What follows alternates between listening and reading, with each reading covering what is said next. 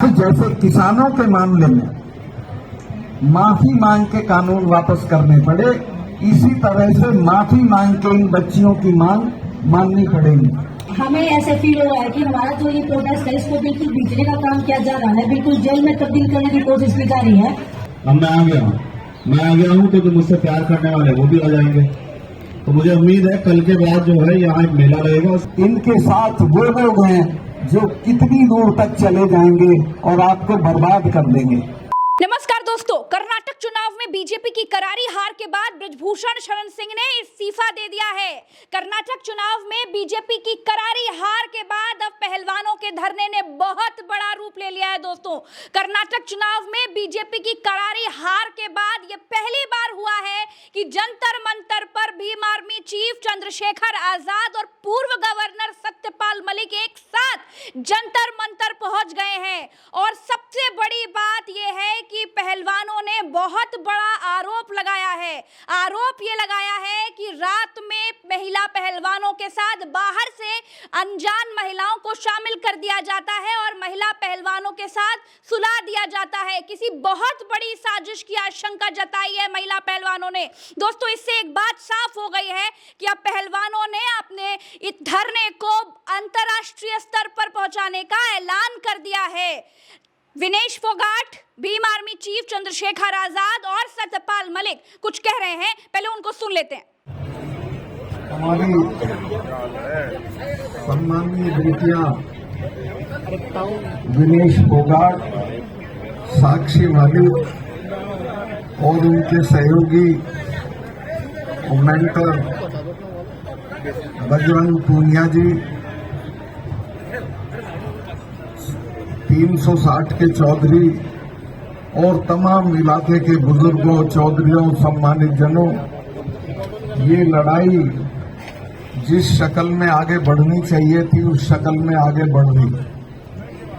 मैं आजकल बहुत घूमता हूं, महीने में कम से कम 8-10 पब्लिक मीटिंग बाहर करता हूं।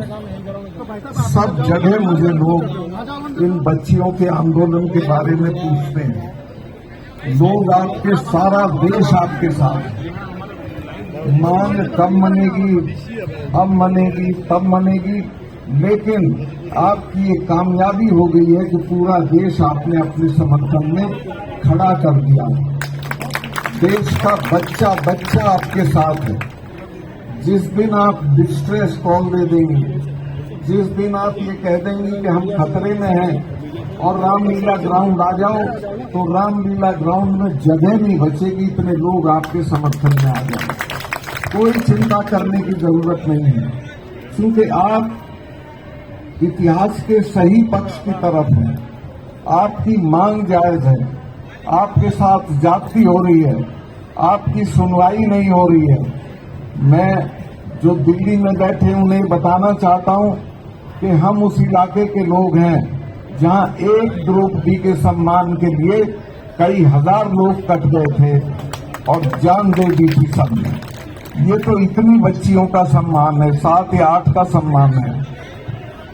कितने लोग कट जाएं, मर जाएं, बर्बाद हो जाएं, लेकिन इनका सम्मान हम रेस्टोर करके छोड़ेंगे, इसको वापस लेके छोड़ेंगे। मैं इमरजेंसी में जेल में था, तो वहां मैंने महाभारत पढ़ा था। उसमें एक एपिसोड आता है जिसमें कृष्ण भगवान सवेरे सवेरे द्रौपदी के पास पहुंचते हैं और हाथ जोड़ के बैठ जाते हैं। द्रौपदी पूछती है क्या हुआ? कहने लगे नहीं, मुझे तुमसे एक भिक्षा चाहिए, मैं कुछ मांगने आया हूं। द्रौपदी ने कहा क्या मांगने आए हो? तो उसने कहा मुझे अपनी और अर्जुन की, 2 लोगों की हमारी जान बख्श दो, चूंकि मुझे पता है कि तुम सारे मर्दों के खिलाफ हो चुकी हो और तुम दुनिया के सारे मर्दों को बर्बाद देखना चाहती हो, और तुम ऐसा चाहोगी तो ये हो जाएगा, लेकिन हम 2 पे तुम कृपा कर देना। अगर इन बच्चियों के साथ ज्यादा जाती हुई तो पता नहीं कितनी बर्बादी के बाद ये मांग माननी पड़ेगी इनको, जो आज नहीं मान रहे हैं। चौधरी वीरेंद्र सिंह जी ने मेरी पार्टी बीजेपी बता दी। मैं तो जिस दिन गवर्नर बना था उसी दिन पार्टी से ताल्लुक खत्म हो जाता। मेरा कोई ताल्लुक नहीं है और जिंदगी में उस तरफ कभी देखूंगा नहीं। मैं तो उस लड़ाई में कूद पड़ा हूं जिसमें इनको बेदखल करना है, जिसमें इनको हटाना है। अकेले पुलवामा का जो मैंने रहस्योद्घाटन किया है, अगर इसी को लेके हम गांव-गांव चले गए, ये फैल गया है। टीवी पे तो इसको नहीं आने दिया था उन्होंने, उसी दिन शाम को ये पाबंदी लगा दी थी कि पुलवामा के मामले पे एक लाइन नहीं जानी चाहिए। लेकिन ये हमारे बच्चे जो वो करते हैं, इससे सोशल मीडिया घर घर चला गया। हर आदमी पूछ रहा है कि अच्छा हमारे बच्चे मरवा दिए उन्होंने सिर्फ अपनी राजनीति के लिए, कोई जांच नहीं की इस मामले में। और मैंने यही कहा था कि हमारी गलती से हुआ, तो मुझे कहा गया कि चुप हो जाओ। मैं समझा इसलिए चुप कर रहे हैं कि जांच कराएंगे। आज तक कोई जांच उसकी नहीं हुई है। 42 बच्चे हमारे सब घरों के जवान बच्चे चले गए और इनको कोई उसका असर नहीं हुआ। तो ये इतना बड़ा मुद्दा है कि ये तो इसी पे जिबे हो जाएंगे, इनका पता भी नहीं चलेगा कहां चलेगा। और ये बच्चियों के साथ जो अन्याय कर रहे हैं, ये सर पे चढ़ के बोलेगा। ये जब गांवों में जाएंगे सब जगह लोग इनसे पूछेंगे कि इन बच्चियों का क्या कर रहे हो, इन पे कोई जवाब नहीं होगा। इसलिए मैं जो भी बीजेपी से जुड़े हुए लोग हैं उनसे कहना चाहता हूं कि अपनी जान बचानी है तो अभी से दबाव डालो कि इन बच्चियों के सवाल को मान लें, इनकी मांग को मान लें, इनका अपमान न करें। मैंने देखा रात में जब ये बारिश में वो अपने लिए तख्ते मंगवा रही थी, तब इनके साथ पुलिस का जो व्यवहार था वो बहुत शर्मनाक था। लेकिन यहाँ तो सब प्रशासन में शर्म खत्म हो चुकी है, सरकारों में तो हो ही चुकी है, लेकिन जनता में अभी बची हुई है। अगर ये लड़ाई जल्दी से खत्म नहीं की और इनकी बातें नहीं मानी गई तो ये बहुत दूर तक जाएगी। और जैसे किसानों के मामले में माफी मांग के कानून वापस करने पड़े, इसी तरह से माफी मांग के इन बच्चियों की मांग माननी पड़ेगी। कोई राजनीतिक बात करना नहीं चाहता हूं। मैं जब प्रधानमंत्री जी से मिलने गया किसानों के मामले पे, और मैंने उन्हें कहा साहब ये 6 महीने से पड़े हैं, इनसे अब तक बात नहीं हुई है, कुछ बातचीत हो जाए, इनको कुछ ले दे के निपटा दीजिए। तो बोले चले जाएंगे सत्तार, क्यों फिक्र करते हो। मुझे गुस्सा आया, मैंने कहा साहब इनको जानते नहीं हो आप, जिससे लड़ रहे हो उसके बारे में जान लो कि लड़ किससे रहे हो, ये भी जान लो ये किन की बेटियां हैं। मैंने कहा कि ये जो सिख लोग हैं ये 300 साल नहीं भूलते हैं। इनके गुरु ने अपने 4 साहबजादे कटवा दिए थे लेकिन समझौता नहीं किया था, ये ऐसे ही नहीं जाएंगे। और हमारे वाले तो अकबर की कब्र खोद लाए थे, ये तो तीसरे महीने लाल किले पे चढ़े रहते थे।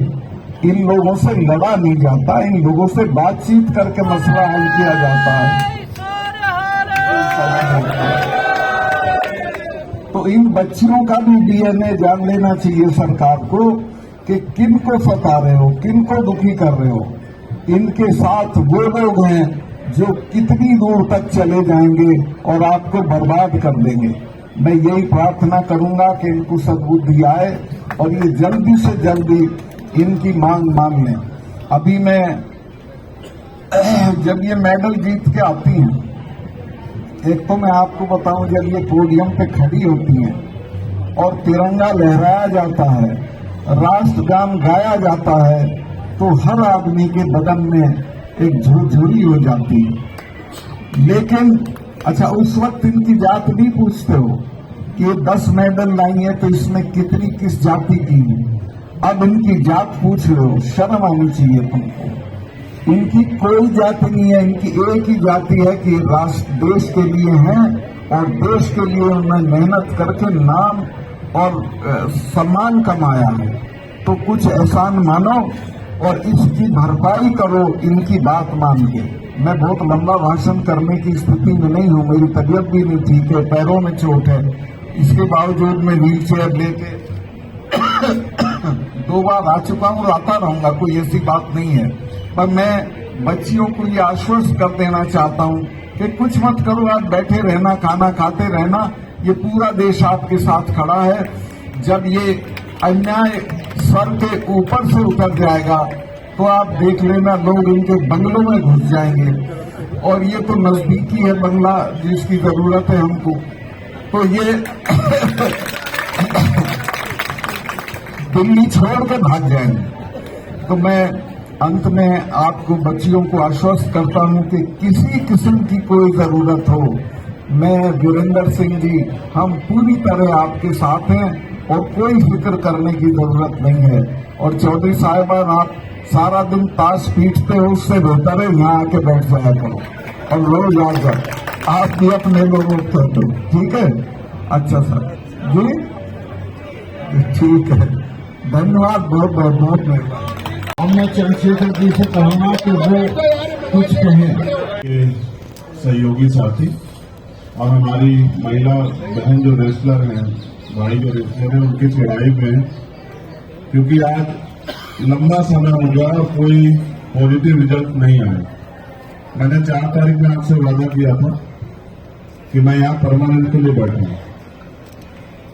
मैं जबान देके फिरता नहीं हूँ। बाबा साहब अम्बेडकर ने भी कहा कि किसी भी देश की तरक्की का पैमाना मैं उस देश की महिलाओं की तरक्की को मानता हूँ।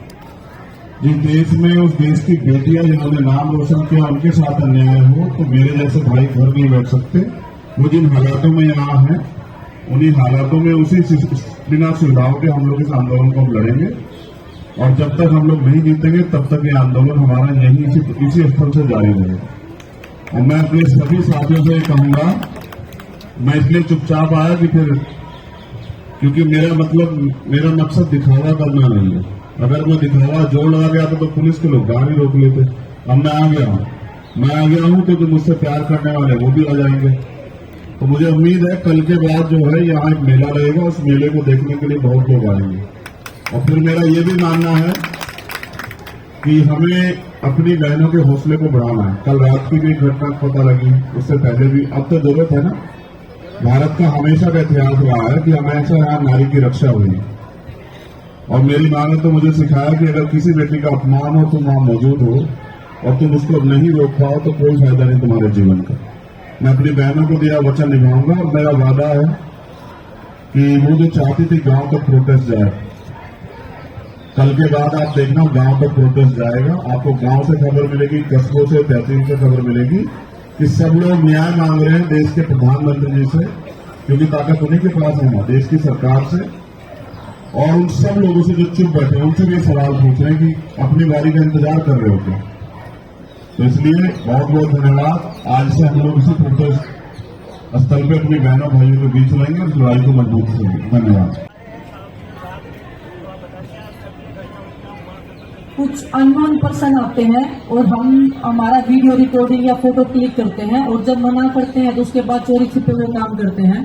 तो सीधा सीधा मतलब कि हमको स्टॉकिंग किया जा रहा है और सोने की भी कोशिश की गई है। यहाँ पे महिलाएं भेजी जा रही हैं अंदर, जिनको हम जानते नहीं है, रात को भी, जिससे हमारा कोई भी जो प्रोटेक्शन जो चल रहा है, जितने भी लोग हैं, जिससे कुछ भी मतलब ऐसी चीजें करवाने की कोशिश की जा रही है जो हम नहीं चाहते हैं इस आंदोलन को या इस सच्चाई की लड़ाई को खराब करने की होती है। लेकिन वो भी जिम्मेदारी लेने को रेडी नहीं होते हैं कि आप हमने खड़ा कर रखा, वो उसके ऊपर जिम्मेदारी डाल देता है, वो उसके ऊपर डाल देता है, लेकिन कोई भी रिस्पॉन्सिबिलिटी लेने को रेडी नहीं होते हैं।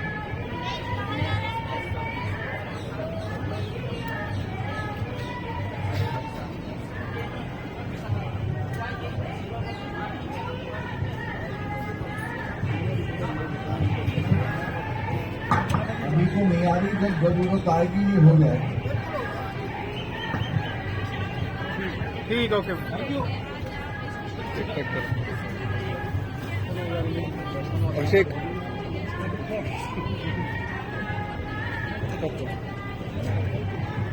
क्योंकि अभी तो आज का तो हमारा जंतर मंतर का प्रोग्राम है, नेक्स्ट जो भी होगा हम आपको जरूर बताएंगे। महिलाओं के सम्मान की लड़ाई हमारे हक की लड़ाई, इसको हम हर एक स्तर पर लड़ेंगे, लड़ते आए हैं और लड़ते रहेंगे जब तक हमें हमारा हक नहीं मिल जाता है। हम देश के लड़कियों को वो हक नहीं मिल जाता है जिसको वो डिजर्व करते हैं, जिसकी उनको एक कामना है कि हमारा जीवन ऐसा होना चाहिए। और ये जो लड़ाई है वो एक ऐसी, हम ऐसे लड़ेंगे कि जैसे एक आजादी की लड़ाई हो, बड़े स्तर की ये लड़ाई होगी और आजादी की तरह बिल्कुल ये लड़ाई लड़ेंगे, इसमें कोई संदेह नहीं है। और आप सबका सहयोग और समर्थन उसमें चाहिए, क्योंकि ये जन जन की लड़ाई है। आपके घर में भी बहन बेटियां हैं, हमारी भी बहन बेटियां हैं, हमारी भी बहनें हैं जो पूरे देश में हैं और जो चाहती हैं कि उनको भी न्याय मिले। तो आप सबसे सहयोग और समर्थन की हम आशा करते हैं। धन्यवाद। सबसे पहले तो हमने फोन नंबर बनाया है जो हमारी भारत की बेटियों को इस लड़ाई में समर्थन देना चाहता है, वो इस नंबर पर मिस कॉल करें। नंबर है 9053903100। मैं एक बार फिर से रिपीट कर रही हूँ, 9053903100। आप इस पर मिस कॉल करके हमारा समर्थन कर सकते हैं। और आप सभी मीडिया वाले जो है शुरुआत से बहुत सपोर्ट कर रहे हैं, हमारा बहुत साथ दे रहे हैं। मेरा आप सबसे ये भी रिक्वेस्ट है कि आप लोग यहाँ रात को भी रुकने की कोशिश करें, क्योंकि कल भी जो है कुछ मतलब हमारा धरना खराब करने की कोशिश की गई। जैसा पिछली बार हुआ था जब हम बैडिंग लेके आ रहे थे, तब आपने सपोर्ट किया था, समर्थन दिया था, पूरे देश में हमारी बात पहुंचाई थी। ऐसे ही अगर कुछ घटना होती है तो आप हमारे साथ रहो और पूरे देश में हमारी बातें पहुंचाओ। और हम इस प्रोटेस्ट को इंटरनेशनल भी लेके जाएंगे। जो बाहर के ओलंपियंस हैं, ओलंपिक चैंपियंस हैं, उनको भी हम लेटर लिखेंगे कि वो भी लेटर लिख के हमारा समर्थन दें इसमें। हम सिर्फ प्रोटेस्ट बैठ के सिर्फ हमारा प्रोटेस्ट को आगे नहीं बढ़ाएंगे, यहाँ से जंतर मंतर से बाहर जाके भी हम अपना प्रोटेस्ट को बढ़ाने का काम करेंगे। क्योंकि हमें ऐसे फील हो रहा है कि हमारा जो ये प्रोटेस्ट है इसको बिल्कुल बीचने का काम किया जा रहा है, बिल्कुल जेल में तब्दील करने की कोशिश की जा रही है। तो हम इसको जितना हम ओपनली जाके हर जन तक पहुंचाना चाहते हैं, क्योंकि देश की बेटियों की लड़ाई है। ये सिर्फ कुश्ती की और कुश्ती की महिला खिलाड़ियों की बात नहीं है, ये हर उस स्पोर्ट्स पर्सन की आवाज है, ये हर उस महिला की आवाज है जो अलग अलग क्षेत्रों में अपना काम करती हैं और जिनके साथ में शोषण होता आया है, जो अपनी आवाज उठा नहीं पाई है। तो आज का जो हमारा प्रोग्राम है, हम कनॉट प्लेस में जाएंगे, जितने भी लोग हैं हम सबके सामने अपना प्रोटेस्ट है उसकी बातें रखेंगे कि हमारे साथ में ऐसे हो रहा है और हमारी इस न्याय की लड़ाई में हमारा साथ दीजिए। हम दिल्ली के अलग अलग संगठनों के से भी बातचीत कर रहे हैं, उनके संपर्क में भी हैं।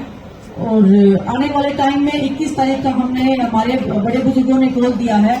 अगर तब तक कुछ फैसला नहीं होता है तो उसके बाद हम कोई बड़ी कॉल ले सकते हैं। तो दिल्ली के महिला संगठन है या छात्र संगठन है, जितने भी संगठन है, किसान संगठन है, सबसे हम कॉन्टैक्ट में हैं और बड़ी कॉल हम ले सकते हैं 21 तारीख के बाद में। आज जाएंगे जी, टाइम 6 PM जाएंगे। और कल हमने आप लोगों के साथ में अनाउंसमेंट किया था कि जिला स्तर पे जो हमने मुख्य सचिवालय के सामने जो ज्ञापन देना था, वो हम चाहते हैं कि राष्ट्रपति जी के नाम, प्रधानमंत्री जी के नाम और गृह मंत्री जी के नाम पे वो ज्ञापन जाना चाहिए। और हम हर एक संगठन से, हर एक नागरिक से जो देश अपने देश में रहता है, जो महिलाओं का इज्जत और सम्मान की इस लड़ाई में हमारा समर्थन करना चाहता है, जिस लड़ाई में भागीदारी देना चाहता है, तो वो अपने अपने जिला मुख्यालय के सामने जाए और कल एक ज्ञापन सौंपे देश के प्रधानमंत्री जी और गृह मंत्री जी और देश के राष्ट्रपति जी के नाम पे। तो हम सभी आपसे ये रिक्वेस्ट कर रहे हैं।